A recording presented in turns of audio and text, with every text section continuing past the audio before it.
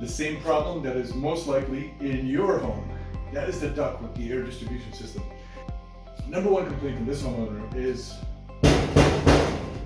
light gauge, cheap metal. When this system turns on, you might have heard things like this in your house again.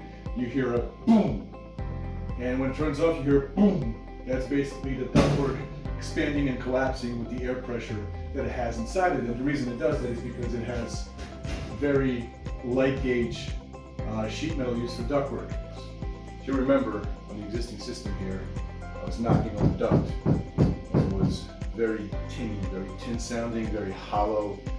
The duct sheet metal was actually a very thin gauge, and every time the unit turned on, turned off, it made that poof sound.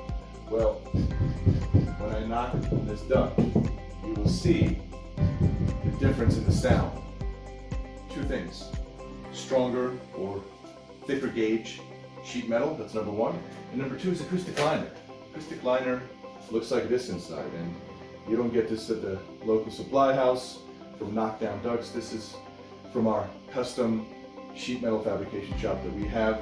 Acoustic liner is meant to quiet down the air system. The thing about this is every joint, every connection, every seam, none of it here is sealed. You can see a little attempt here, somebody back in the day sealing this with the wrong kind of tape. You can lose as much as 40% of your air if none of these ducts are sealed.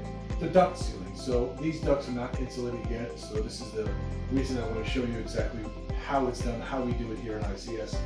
You see this gray mastic everywhere. This is the duct joints being sealed. And these ducts will actually get tested, and they will pass a certain criteria of a pressure class leakage test, which means basically they're efficient and not much air, if any, is escaping these ducts.